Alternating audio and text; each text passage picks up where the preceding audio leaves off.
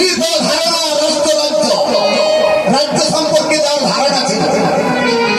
তার ছেলের নাম দুর্যোধন অভিমানী। আরেকটা ছেলের নাম দুঃশাসন, দুষ্কৃত রূপে যে শাসন করত। দ্রৌপদীর কেশাকর্ষণ করেছিল, বস্ত্র কেড়ে নিয়েছিল না, দুষ্ট দুঃশাসন, সেই দুষ্কৃত শাসন।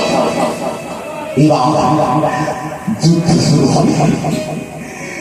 হাউল বাজারে দিনের পর দিন, বৎসরের পর বৎসর হরিসভা হচ্ছে, হরিকথা আপনারা শুনছেন। একটু হৃদয়ঙ্গম করতে হবে। যুদ্ধ হচ্ছে, আপনাদেরকে কে টানছে? ধৃতরাষ্ট্রকে কে শুনিয়েছিল কুরুক্ষেত্রের যুদ্ধের যাবতীয় কথা? বলেন বলেন বলেন বলেন। সঞ্জয়। সঞ্জয় কি হলো শোনানো?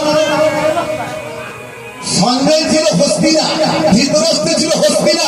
আর কুরুক্ষেত্রের মাঝে যুদ্ধ হচ্ছে, অনেক রাস্তা, অনেক পথ, অনেক দূরের পথ। কি করে জানাবো? সিসি ক্যামেরা বসানো আছে, তাই না? এখন বিজ্ঞান রিসার্চ করে দেখলে, সিসি ক্যামেরা তৈরি করলে, তবে দেখো ওই যে সঞ্জয়ের চোখে একটা গ্লাস লাগানো হলো, আই গ্লাস। বাবা মিষ্টি জেনে ফেলেছেন। কে দিয়েছিল সঞ্জয়কে? একটু ভালো করে মনে করুন। সঞ্জয়কে দিয়েছিল কে?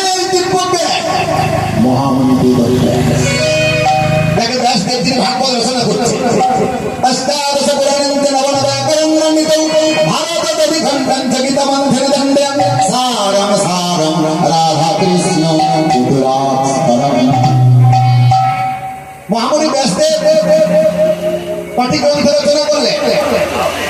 কটি পুরাণ? 18টা পুরাণ।